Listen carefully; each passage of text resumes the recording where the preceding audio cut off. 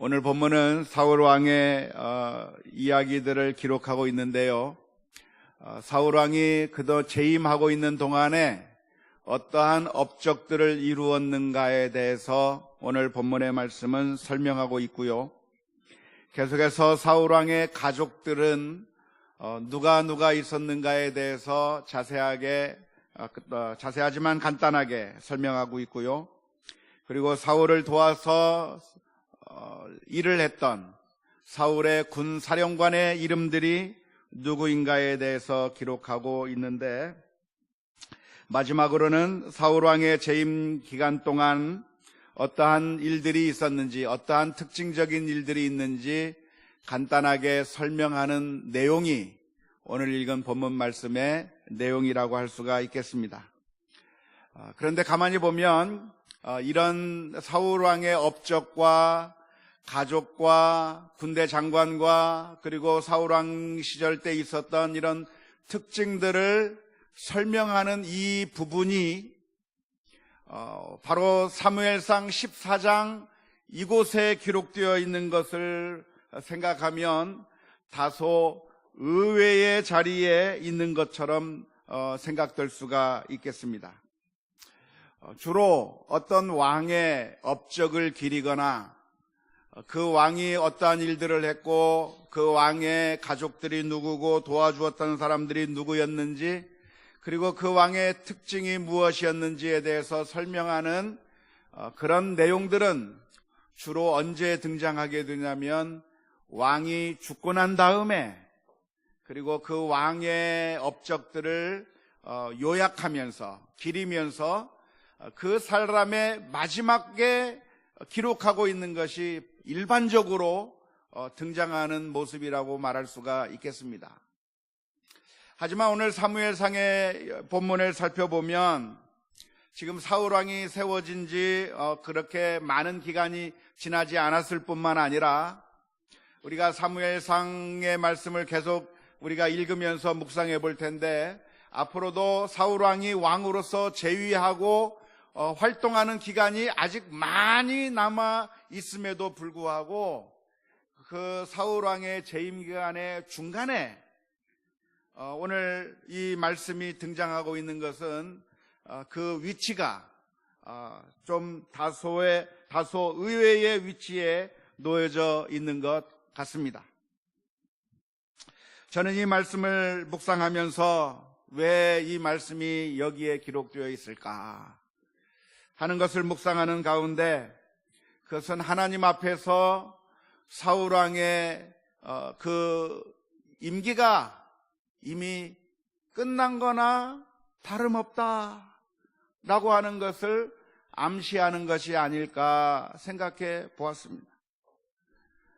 지금 아직도 사울 왕이 이스라엘의 왕이지만 하나님께서 보실 때는 이미 저울을 달아서 그 사울 왕의 그 가치가 다 됐고 더 이상 왕으로서의 인정할 만한 것이 다 종료해버렸기 때문에 앞으로 몇 년 동안 더 사역을 더 많이 할 수 있음에도 불구하고 첫 번째 왕이 실패하였다고 하는 것을 설명하기 위해서 오늘 이 본문의 말씀이 기록되어 있는 것이 아닐까 생각을 해보게 됐습니다. 오늘 본문의 이야기를 보면 사울 왕의 업적이 기록이 되어 있고, 사울 왕이 어떤 위대한 일들을 남겼는가, 그가 어떠한 대단한 일들을 했는가에 대해서 설명하고 있지만, 내용은 사울 왕의 잘한 점들에 대해서 설명하고 있지만, 그 형식으로 보면 이제 사울 왕의 그 가치는 끝나버렸고 하나님 앞에서 더 이상 가치가 없는 실패한 인생이며, 하나님께서는 이미 사울 왕을 버렸다고 하는 그런 의미를 전달해 주고 있는 것이라고 생각을 할 수가 있을 것입니다. 사울 왕의 업적을 살펴보면 사울 왕의 업적이 아예 없었던 것은 아닙니다. 우리가 사울 왕의 그 모습을 한마디로 규정하면 사울왕은 실패한 왕이라고 말할 수가 있겠지만, 그러나 사울왕이 실패한 왕이라 할지라도 그가 여러 가지 많은 업적들을 남긴 것만은 사실입니다. 동쪽으로는 모압 민족, 암몬 민족, 에돔 민족을 쳐서 물리쳐서 승리했고, 서쪽으로는 블레셋 민족과 싸워서 이겼고, 북쪽으로는 소바와 남쪽으로는 아말렉 민족과 싸워서 이기는 등 사울왕이 재직하고 있는 동안에 이스라엘 민족은 여러 전쟁 가운데서 승리할 수 있었는데, 이 모든 것들이 다 사울왕의 재임 시에 그의 군대의 그 능력으로 인해서 결국 이스라엘 민족을 약탈하려고 하는 수많은 민족들로부터 이스라엘 민족을 보호했던 그 사울왕의 모습이, 사울왕의 업적이 오늘 본문에 기록되어 있다고 할 수가 있겠습니다.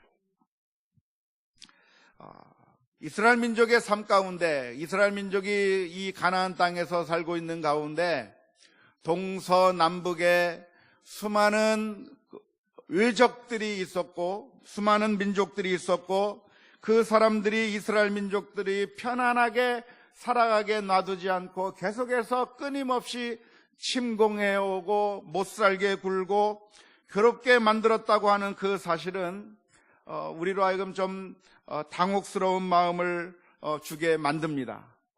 왜냐하면 이스라엘 민족이 애굽 땅에서부터 해방되어서 가나안 땅을 갈 때에는 그들이 생각하기에 우리가 가나안 땅에만 가면 모든 근심과 걱정들이 다 사라져버리고, 적과 꿀이 흐르는 그 가나안 땅에 들어가게 되면 우리는 샬롬을 누릴 것이고 하나님의 평화를 누릴 것이라고 하면서 가나안 땅을 향해서 들어가게 됐지만, 정작 가나안 땅에 정착했을 때 이스라엘 민족의 삶이 평안한 삶을 산 것이 아니라 단 하루도 편안한 날이 없이 동서남북에서 수많은 대적들이 쳐들어오고 공격을 해오고, 그래서 압제를 당하고 고난을 당하면서 살아야만 했었다고 하는 사실을 생각해 보면 이스라엘 민족이 정말 당혹스러웠을 것이라고 생각을 합니다.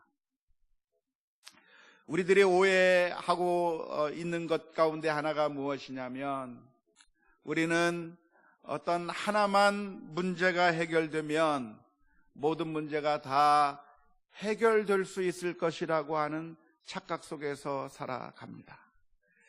우리가 힘들고 어려운 일을 당할 때 우리들의 마음 가운데 간절한 소원이 있어요. 그 소원이 무엇이냐면 돈만 좀 있으면 좋겠다 생각을 하면서 돈만 있으면 모든 문제가 해결될 거라고 생각하는데, 그런데 돈이 있으면 해결되는 것이 아니라 또 다른 문제가 발생하는 것을 우리가 우리 삶 가운데서 많이 생각하게 됩니다. 우리가 신앙생활 할 때도 역시 마찬가지입니다. 우리가 신앙생활 하면서 우리들의 마음 가운데 어떤 생각이 많이 드냐면 이런 생각을 많이 해요. 지금 당장 힘들고 어려운 문제가 있으면 그 당장 힘들고 어려운 문제만 해결하면 이제는 우리들의 삶이 괜찮을 거라고 생각할 때가 있습니다.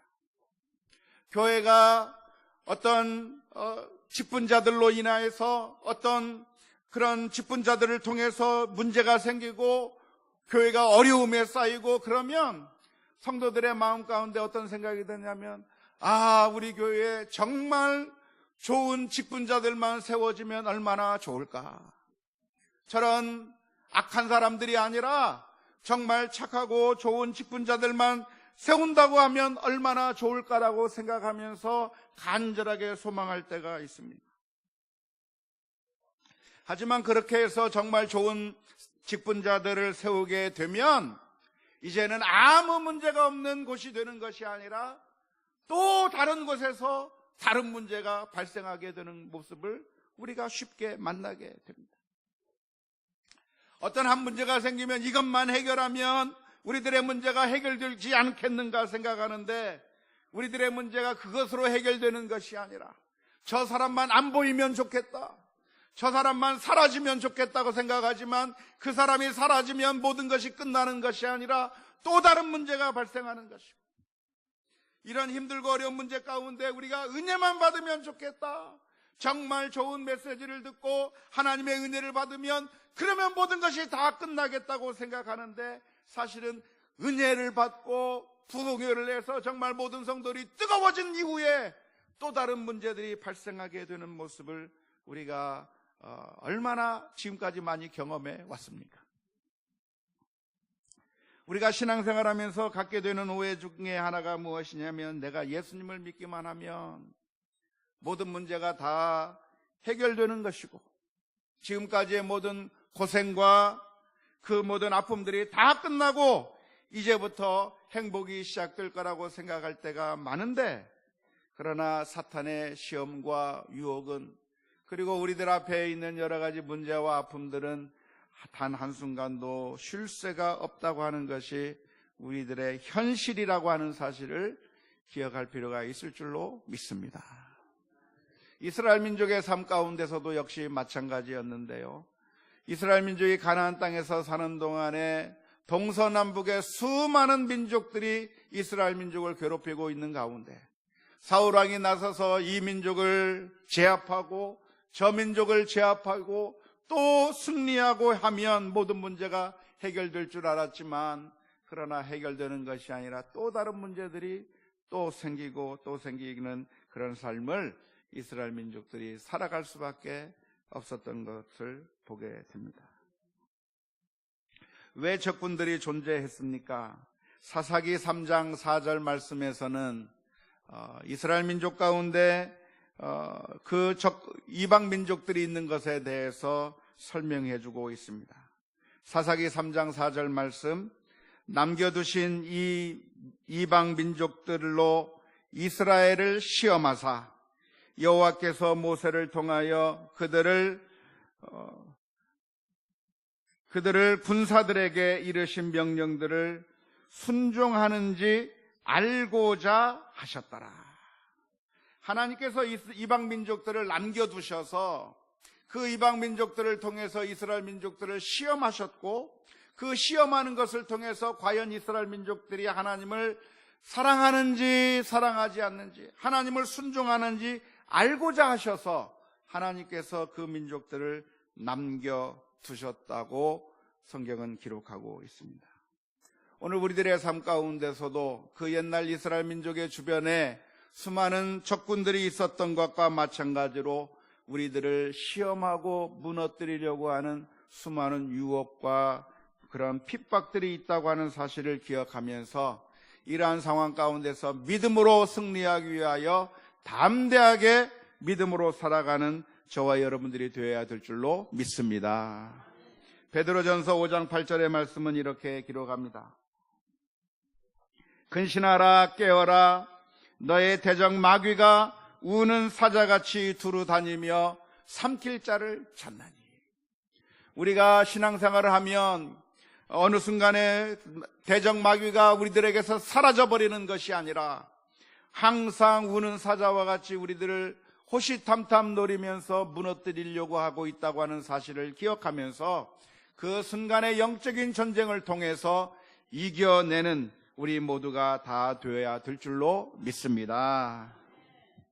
우리가 하나님 나라에 들어가기 전까지 우리의 싸움은 끝나지 않는 것이기에 우리가 늘 깨어서 각성하고 깨어서 준비하며 믿음으로 승리해 나가야 될 줄로 믿습니다.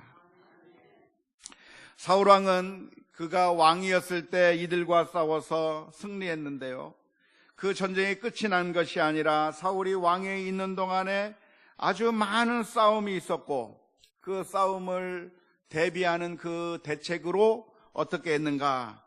52절의 말씀을 보면 사울은 보는 사람들마다 힘이 센 사람, 용감한 사람들을 보면 그들을 불러 모아서 군대를 만들어 놓고 그래서 전쟁을 대비했다고 사울왕이 어떻게 전쟁을 대비했는가에 대해서 설명해 주고 있습니다.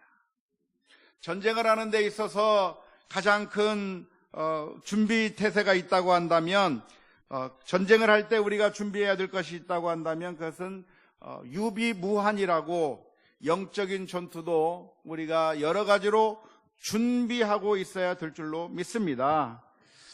지금 현재 우리들에게 사탄의 시험과 유혹이 없다고 해서 안심하고 있을 것이 아니라 실제로 언제 유혹이 일어날지 모르기 때문에 우리가 항상 준비 태세를 하고 영적인 전투 태세를 갖추고 있어야 될 줄로 믿습니다. 그 옛날 사울왕은 전쟁이 너무나도 늘 있기 때문에 힘이 센 사람, 용감한 사람들만 보면 그 사람을 불러다가 군대에 들어오라고 하고 힘이 센 사람들을 군대로 데려다가 양육하면서 그 사람들을 불러서 훈련시켜서 전쟁에 대비했던 것이 사울왕의 작전이었습니다.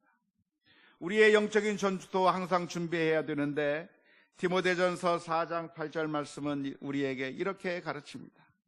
육체의 연단은 약간의 유익이 있으나 경건은 범사에 유익하니 금생과 내생의 약속이 있느니라. 우리가 경건의 훈련을 하고 영적인 훈련을 하게 될 때 결국 영적인 전투 가운데서 승리하며 나갈 수 있기 때문에 우리가 영적인 훈련들을 잘 대비하면서 훈련해야 될 줄로 믿습니다. 매일매일 기도하는 훈련을 하시고 하나님의 말씀을 읽는 훈련을 하시고 하나님의 말씀을 묵상하면서 하나님의 뜻이 무엇인지 분별하면서 살아야 될 줄로 믿습니다. 우리가 하나님의 말씀을 묵상하지 않는다고 하면 하나님의 뜻이 무엇인지 모르게 되고 하나님의 뜻이 무엇인지 모르게 되면 사탄의 시험과 유혹에 쉽게 넘어갈 수밖에 없기 때문에 우리는 항상 말씀을 묵상하면서 또한 기도하면서 영적인 싸움에 준비해야 될 줄로 믿습니다. 군대에 가면 군대에서 실제로 전쟁이 일어나지 않기 때문에 나태해질 수 있고 그리고 준비 태세가 약해질 수가 있는데 그런데 군대에서는 늘 무엇을 준비하냐면 전투 태세를 준비합니다.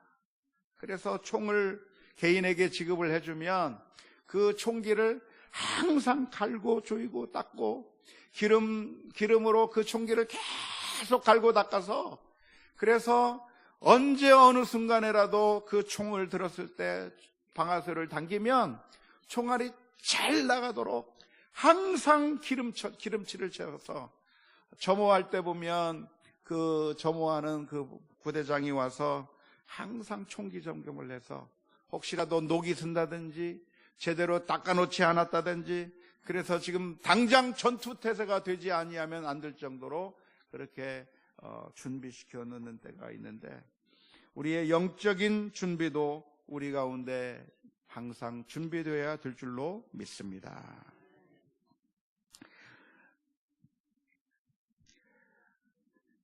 전쟁이라고 하는 악을 막기 위해서 사울왕은 힘센 자, 용감한 자들을 다 불러 모았는데 그런데 사실 알고 보면 이것이 이스라엘 민족들에게는 큰 고통으로 다가왔을 거라고 생각을 합니다. 만일 전쟁이 일어난다고 하면 그야말로 고대의 전쟁은 전쟁이 나서 지게 되면 포로로 잡혀가게 되고 노예가 돼버리고 그래서 정말 비참한 인생을 살 수밖에 없기 때문에 그 전쟁에서 승리해야만 하는데요. 그 승리하기 위해서 해야만 했던 일이 무엇이냐면 군인으로 차출되어서 군인으로서 섬겨야만 하는 일들을 해야만 했었던 것이 고대의 모습이라고 말할 수 있습니다. 그런데 보면 군대에 끌려가는 것은 무엇이냐면 그것도 역시 고통스러운 일이에요. 오늘날에도 군대에 사람들이 가고 싶어 합니까? 가능하면 안 가려고 합니까? 가능하면 안 가려고 그래요. 왜 안 가려고 하냐면 나의 귀중한 시간을 몇 년 동안 군대에다가 쏟아야만 하고 거기서 굉장히 힘들고 어렵게 살아야 되기 때문에 웬만하면 가능하면 군대에 안 가려고 하는 것이 일반 사람들의 마음이라고 말할 수 있을 것 같아요. 그런데 사울 왕의 시대 때 어떤 일들이 일어났냐면 전쟁을 막기 위해서 이방 족속들이 쳐들어와서 우리나라를 점령하는 것을 막기 위해서 무슨 일을 했는가? 이스라엘 민족 가운데 젊은이들을 군인으로 차출해서 군인으로 뽑아갔다라고 오늘 성경이 기록하고 있습니다. 결국 그렇게 해서 이스라엘 민족은 전쟁에서 승리하게 됐지만 엄격하게 따지면 우리 개인의 삶은 크게 나아지지는 않았을 거라고 생각을 합니다. 이방 민족에게 포로로 잡혀가고 노예 생활하는 것이나 노예가 되지는 않았지만 그것보다는 좀 낫기는 하지만 내가 군인으로 끌려가서 군대에서 의무 복무를 해야만 하는 그런 삶을 살아야만 했었던 것이 이스라엘 민족 가운데는 그렇게 좋고 행복한 일만은 아니었던 것을 우리가 충분히 상상해 볼 수가 있습니다. 이것이 바로 이 세상 모든 제도가 가지는 단점이라고 말할 수가 있겠고 왕의 제도가 가지는 단점이라고 말할 수가 있을 것입니다. 그 옛날 이스라엘 민족들이 사무엘에게 와서 요청을 합니다. 사무엘이시여, 우리도 왕이 필요합니다. 우리도 왕이 필요하니까, 이방 민족들처럼 왕이 필요하니까 우리들에게 왕을 세워주십시오 라고 이야기를 했습니다. 그때 이스라엘 민족들이 왕을 세워달라고 요구한 그 이유가 무엇이냐면 우리가 지금 왕이 없으니까 외세의 침략을 당하기도 하고 왕이 없으니까 우리가 오합지졸이고 어떤 군대의 침략이 와도 우리가 잘 대처하지 못하니까 우리가 행복해지기 위해서 우리가 좀 평안한 삶을 살기 위해서는 반드시 왕이 필요하니까 왕을 좀 만들어 달라고 그렇게 이야기를 했습니다. 그런 요청을 했을 때 사무엘이 뭐라고 대답을 했냐면 사무엘상 8장 11절부터 17절의 말씀 가운데 이렇게 대답을 했습니다. 이르되 너희를 다스릴 왕의 제도는 이러하니라. 그가 너희 아들들을 데려다가 그의 병거와 말을 어거하게 하리니 그들이 그 병거 앞에서 달릴 것이며 그가 또 너희 아들들을 천부장과 50부장을 삼을 것이며 자기 밭을 갈게 하고 자기 추수를 하게 할 것이며 자기 무기와 병거의 장비도 만들게 할 것이며 그가 또 너희의 딸들을 데려다가 향료 만드는 자와 요리하는 자와 떡 굽는 자로 삼을 것이며 그가 또 너희 밭과 포도원과 감람원에서 제일 좋은 것을 가져다가 자기 신하들에게 줄 것이며 그가 또 너희 곡식과 포도원 소산에 11조를 거두어 자기의 관리와 신하에게 줄 것이며 그가 또 너희의 노비와 가장 아름다운 소년과 나귀들을 끌어다가 자기 일을 시킬 것이며 너희의 양떼의 10분의 1을 거두어 가리니 너희가 그의 종이 될 것이라.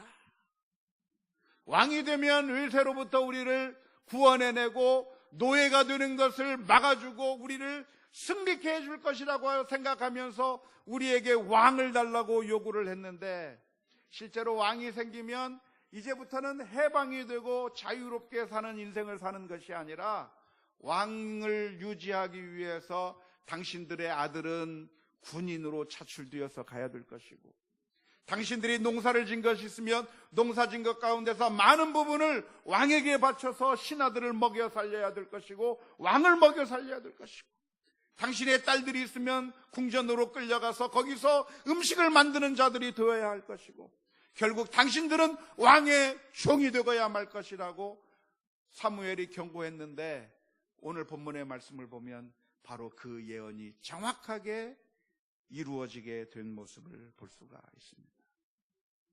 사울왕은 어떤 일을 했는가? 대단한 일을 했습니다. 이스라엘 민족을 외세로부터 보호하는 그런 일들을 했지만 명목상으로는 아주 좋은 일을 한 것 같지만 그러나 내용적으로 실제로 들어가면 사울 왕이 그 이스라엘 민족들로 하여금 힘 있는 사람, 용감한 사람들이 있으면 다 데려다가 군인으로 삼아버리고, 사람들의 물건을 끌어다가 세금으로 다 거두어 가버리고, 결국 이스라엘 민족의 삶이 이방 민족에 의해서 압제를 당할 때의 삶이나 사울을 왕으로 삼아서 섬기면서 사는 그때나 물론 큰 차이가 있겠지만, 그러나 역시 똑같이 그 자신들의 모든 것들을 빼앗기면서 살 수밖에 없었던 것이 인간 왕을 세우는 그 결과라고 오늘 성경 말씀은 기록하고 있습니다.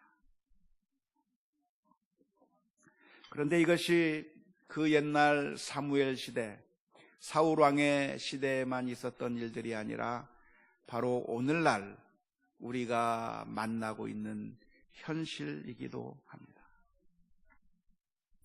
우리는 사울과 같은 왕이 우리들에게 있으면 좋겠다고 생각을 합니다.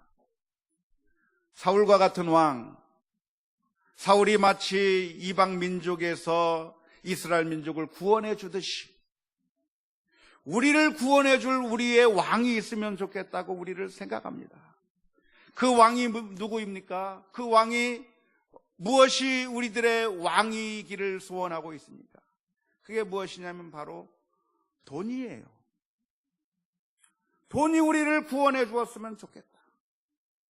돈이 많으면 그 돈이 나를 구원해 줄 것이고, 고통스러운 삶에서, 정말 힘들고 어려운 그 삶에서 돈만 있으면 내가 떵떵거리며 살 수 있지 않겠는가? 내가 편안한 삶을 살 수 있지 않겠는가? 더 넓은 집에서, 화장실이 더 많은 집에서 멋진 뷰를 바라보면서 살 수 있지 않겠는가 생각하면서 우리는 돈이라고 하는 왕이 우리에게 있어서 우리를 편안하게 해주면 좋겠다고 생각하면서 삽니다.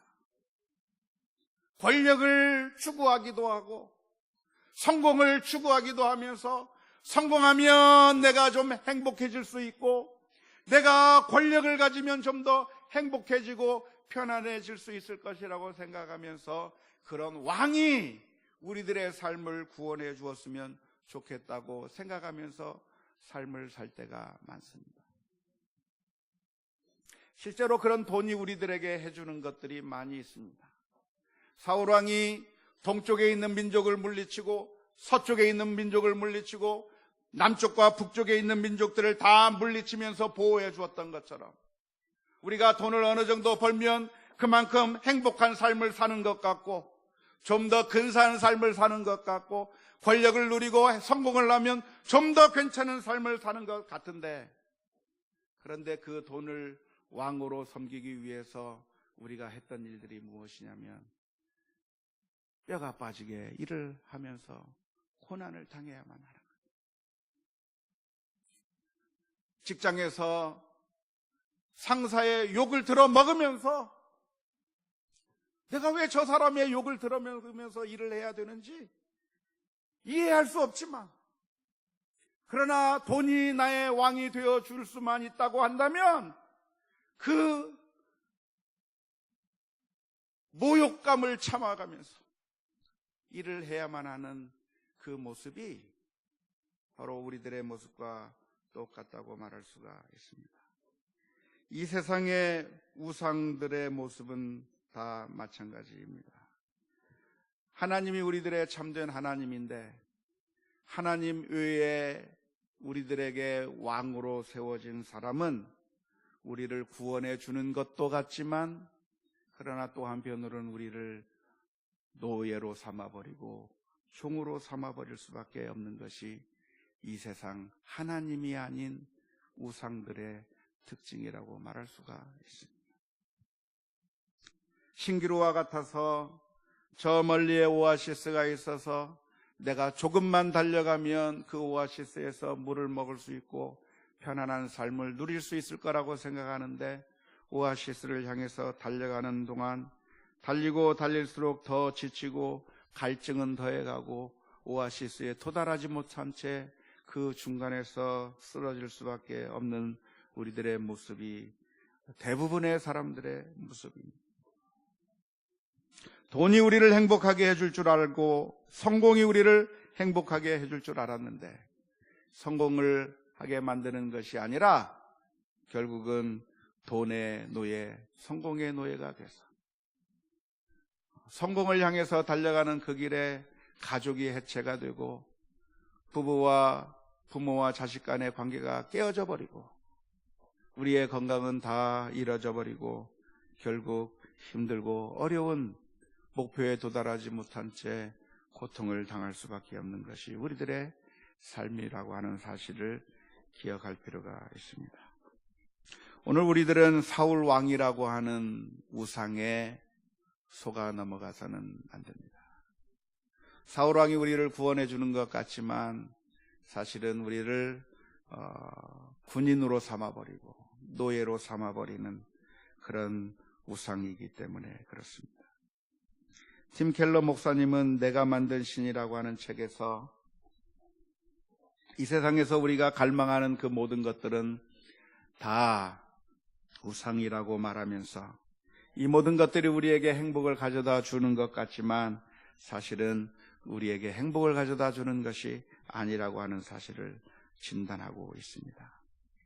그런데 사랑하는 성도 여러분, 우리들에게는 참된 구원자 예수 그리스도가 있다고 하는 사실을 기억하면서 주님 앞에 나아가는 우리 모두가 다 될 수 있기를 주님의 이름으로 축원합니다. 우리 주님께서는 우리에게 은혜를 베푸시기 위해서 우리를 죄악 가운데서 구원해내시기 위해서 자신의 목숨을 버려 십자가 위에서 피 흘려 주셨습니다. 우리의 모든 죄를 씻고 우리의 모든 허물을 다 씻어주셔서 우리를 회복시키시고 아무것도 요구하지 아니하시고 우리에게 무한한 사랑을 마치 부모가 자식을 위해서 다 쏟아주고 있는 그 부모의 모습처럼 우리 주님께서 우리를 구원하시기 위하여 십자가를 향해서 달려가신 그 주님만이 우리의 참된 구주라고 하는 사실을 생각하면서 이 고난주간에 주님의 은혜 더욱더 발견하는 저와 여러분들이 다 될 수 있기를 주님의 이름으로 축원합니다. 우리 함께 같이 찬양하도록